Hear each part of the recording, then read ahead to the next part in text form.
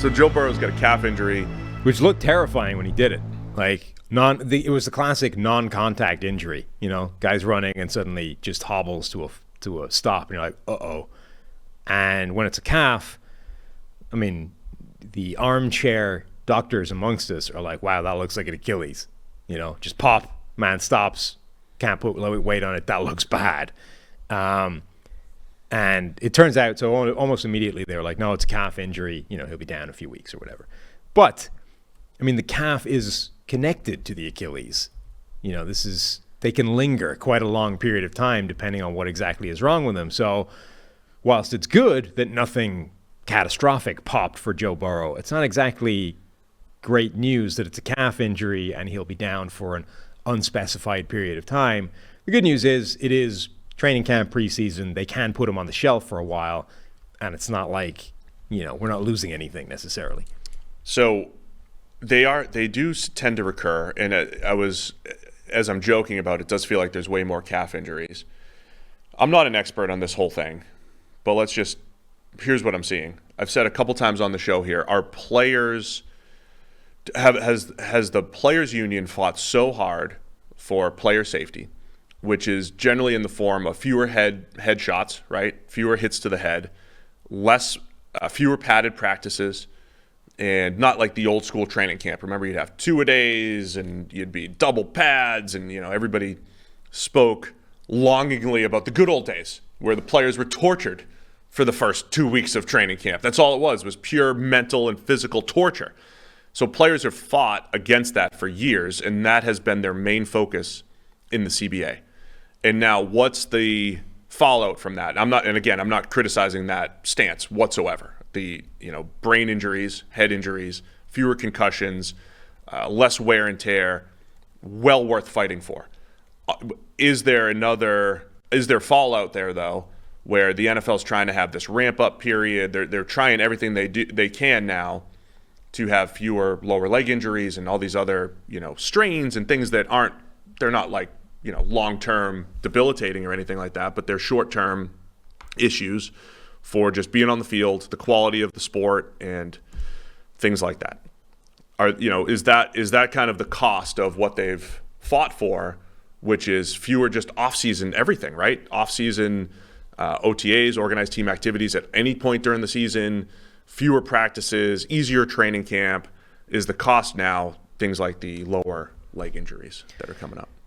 Yeah, and I've got a little thread I want to skim. The NFL, I mean, we talked about this a little bit when Vic was on the podcast, when we were talking about injuries and stuff. The NFL doesn't seem to be great when it comes to soft tissue injuries. Like, I compare it to rugby, not you one on the tally. Rugby doesn't get many of those anymore. Like, they've been wearing the GPS stuff for years, like way before the NFL has been doing this stuff. And I think rugby has been very far ahead in terms of understanding load management, that loaded term now, and like when a guy is actually in danger of pulling something, doing a calf, doing a hamstring, doing a quad, whatever it is. You very rarely hear anymore about those kind of soft tissue injuries where it's just because you've overloaded the guy. Whereas in the NFL, it still seems to be relatively prevalent. I don't know if that's a product of we only have limited practice time, so you kind of need to be out there doing your thing. I can't give you the practice off because that's when you have, we can literally count in a double-digit number how many practices we have before we're playing a game for real. So if we're debating, do you miss this one? Do you play this one? You're going to be practicing because I kind of need this. Maybe that is the inevitable product of that. But generally speaking, Zach Taylor, I think, should get quite a lot of credit for that load management concept. Like, he generally has been pretty good at protecting players.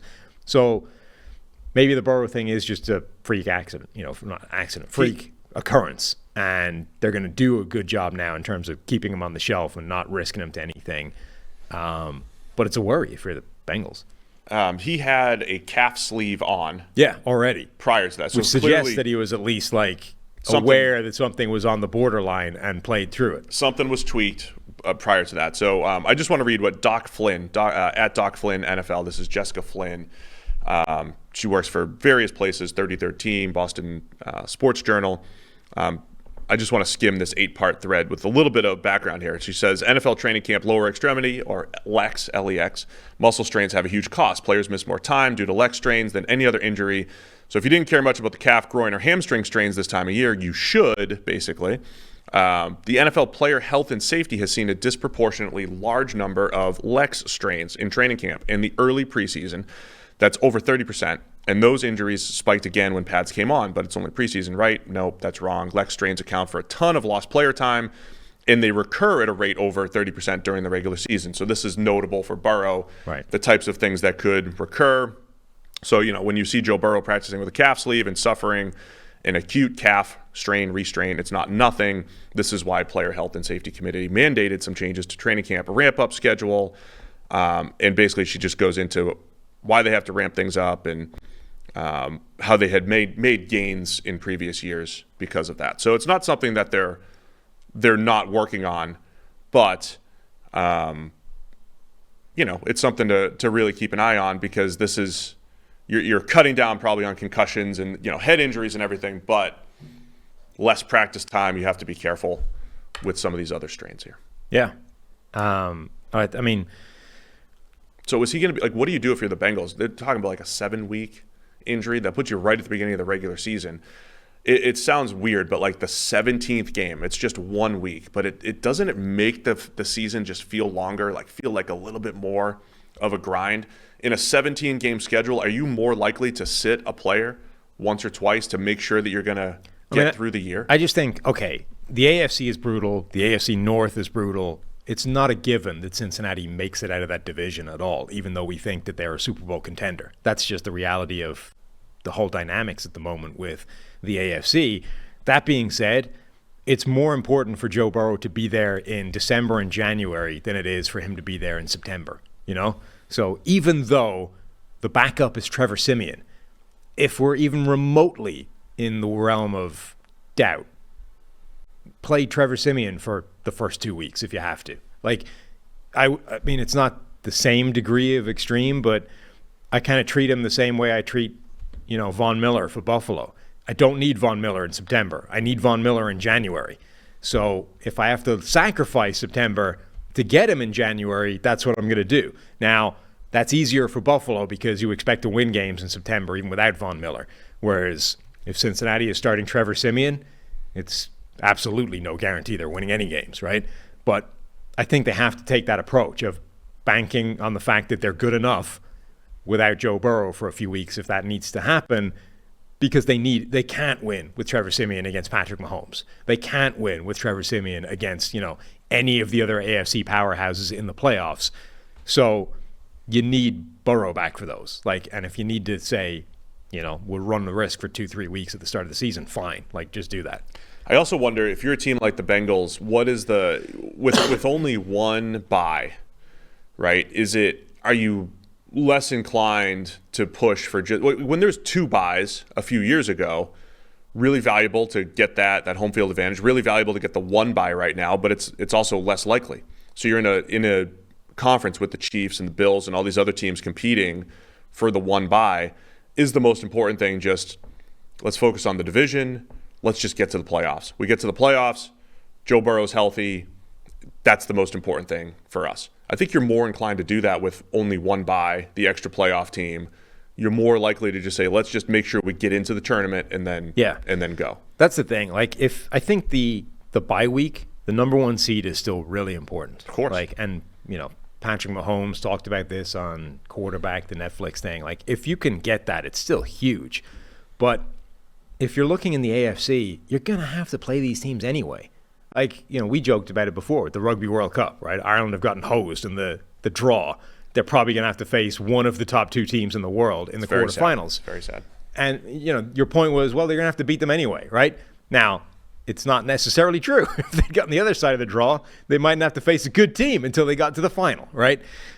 In the AFC, there's no easy path now. There's too many good teams. You're going to have to beat one, if not all, of Buffalo, Kansas City, Miami, all these good teams. So the bye is huge because you can take one off the slate. You have to play 1 fewer. On the other hand, you're still going to have to play, at least 2 of them. So you might as well, like, being able to be there is the important thing. And if you need to if you need to sacrifice seating to make that happen, fine. All right, so the other big injury, there's a few of them, but Jalen Ramsey with a meniscus. He already has surgery on his meniscus. And initially, he's got this knee injury. The reports are, okay, there's no ACL tear or anything like that. This could be a 4 to 6 week injury. And then Rap Sheet tweets out the other day, they did the surgery. Jalen Ramsey's working to get back for December. A full meniscus repair. Full meniscus repair. Rap Sheet also copied and pasted the agent tweet that is like, this is why the agents negotiate fully guaranteed. This is why. Good job. Very good job by the people that feed me this information. Very good job. The people that tip me off to news. You guys are great at your job. Just wanted to say, great negotiating. Well, the second half of that tweet is, while it takes him off the field for the first half of 2023, it's the best long-term health option for Ramsey. It likely lengthens his career. That's a good, I always thought that when I got injuries. It's a bummer, but this will lengthen my career. This is a good thing. I should be grateful for this knee injury. Yeah, then you tweeted it out. Don't worry, guys. Extended my career. So, but the funny thing is there's disagreement as to how long this guy is going to be out amongst the medical community, the Twitter medical people. Art, not science. Right. One person was like, Ramsey likely out 3 to 4 months. Don't see the dips we wouldn't expect to hit for Ramsey when he does return. So essentially backing up the Rap Sheet report fed from the agent. Dr. David Chow quote tweeted the Rap Sheet thing saying, lucky to play at all this season. So this Ramsey thing could be keeping him out till December, or it could keep him off the field completely this year. And the Ramsey signing from Miami, the great season that we were expecting to happen, is put on hold until next year. Oh, man. I was looking at some numbers recently that had Miami looking really strong. Yeah. Yeah. I mean, they already look really strong, but a big part of that's Ramsey, and we don't get to see Ramsey in Vic Fangio's defense with Xavier Howard on the other side. Real bummer, aside from anything else. Forget how long he's out for. The fact that we're not going to see it at the minimum for the first 3 months of the season sucks. I know. It is. It's rough, man, because and then in that division, right, Ramsey in that Fangio defense against Aaron Rodgers and the Jets, against Josh Allen and the Bills, like all of that stuff was really exciting to see. I think it also points back to, remember, the Dolphins did not have that many draft picks. Their first pick was in the second round, and they picked Cam Smith, the cornerback out of South Carolina. It didn't look like a need whatsoever. They had just signed Jalen Ramsey. They have Xavier Howard. They have both of those guys locked up. They've got a pretty deep cornerback room, and they still draft Cam Smith. I think it always points back to making sure that you're drafting the best players, not necessarily for need. They did just sign Eli Apple to maybe play on the outside and compete. To a team that has Tyreek Hill on the roster. Oh, that's right. I didn't even realize that. That's going to be great. Tyreek Hill tweeted. Going to be locker mates. Well, he tweeted out something like, practice on Monday is going to be interesting. And Jalen Ramsey was like, play nice, kids, settle down. let's not reignite that. This is why you need to know the social media history. That's why this stuff's important. That's why we break it down for all of our listeners. The downside, so they've done a good job in terms of contingency, like the Cam Smith thing, and he's played inside before. I don't like him in that role necessarily. Like, I don't like him as a direct replacement for Jalen Ramsey if Jalen Ramsey was going to play inside and, do what he did the last couple of years for the Rams in Vic Fangio's system. Cam Smith can do that. Like, he did it his final season in college. Better outside, I just don't think he's as good at it as he is playing outside. So they're better equipped to deal with that than other teams, but I don't like that as a solution if that's what it is. Yeah, it is. Man, I hate these injuries. No one else get hurt for the rest of the preseason. Right. Stop that. We want to watch the best football. It does suck. I'm rooting for the football. How quickly, training camp's back. Everyone's, jazzed for football. There's highlight videos everywhere. And then, immediately, bam, injury, bam, injury. God, come on. Stop it. I want to watch the best football. So I don't want to see guys like Jalen Ramsey get hurt. It's not fun. That's a big blow to the Dolphins. And, again, they have some depth there, but it's not going to be the same because Ramsey can still play. And, older players get hurt a little bit more, and when you're taking chances on older players, not that he's that old, but some of that stuff comes with the territory. I mean, I'd put him in the same kind of category as the Von Miller thing. Like, if they can get him back just for the playoffs, that's huge. The difference being, at least now, you expect Miami to be a little bit more on the playoff bubble than you do Buffalo. Right. So if they're in the middle of December, week 15, 3 games left, there's going to be temptation to push him out there to get them into the playoffs in a way that Buffalo theoretically shouldn't need to do. Like, Buffalo could probably look at this and say, Von Miller doesn't need to take a snap until January. We don't need it to happen. We're going to make the playoffs anyway. Maybe it'll affect seeding, but it's more important to have him there in January. We should have that locked up. Miami, and they may be better than I'm expecting them to be, or they may get the right end of results early on that they're going to be in a different position. But if it's like last season, Miami's going to be looking at those last 3 games going, God, we could do with Jalen Ramsey being back out there. How close is he? Can we get him out there in week 16?